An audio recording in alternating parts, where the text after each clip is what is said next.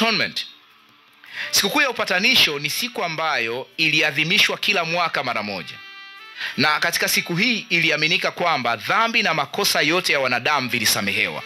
Iliadhimishwa kwa mwaka mara moja, na iliaminika kwamba katika siku hii dhambi na makosa yote ya wana wa Israeli vilisamehewa, ili waweze kumkaribia Mungu kwa mwaka mwingine tena.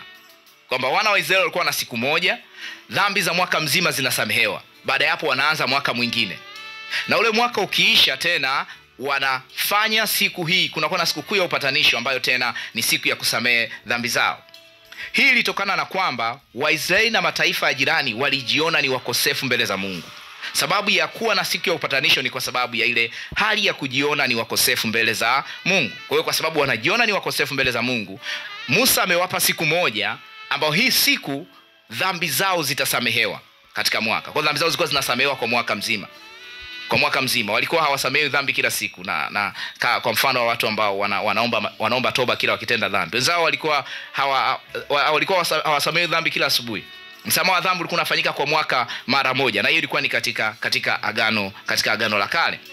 Kwa tunaona kwamba ili kutakaswa tena na tena waweze kumkaribia Mungu, ili wapasa wawe na hii siku ya upatanisho. Na hii siku ya upatanisho katika dini ya Kiyahudi, Judaism, inajulikana kama Yom Kippur. Yom Kippur, YOM kwa Kiebrania, ambapo neno Yom lina maana ya siku, mfano wa masaa 24, mchana mmoja, au kipindi fulani kirefu cha muda wa kihistoria. Na huku neno Kippur likiwa na maana ya upatanisho. Kwa Yom Kippur, ukienda kwenye dini ya Kiyahudi utakutana na huu msamiati, kwa sababu hawa nao mpaka leo hii wanaadhimisha hii siku. Nafikiri utaona ni kwa nini somo la msamaha wa dhambi ni muhimu kwa ajili ya watu. Kwa sababu dini ya Kiyahudi, Judaism, bado wanaadhimisha mpaka leo hii siku ya upatanisho. Siku ya upatanisho, wao bado hawajatambua kwamba hii siku ya upatanisho ilikuwa ni mfano wa kazi ya Kristo. Ilikuwa ni mfano wa siku ya ukombozi.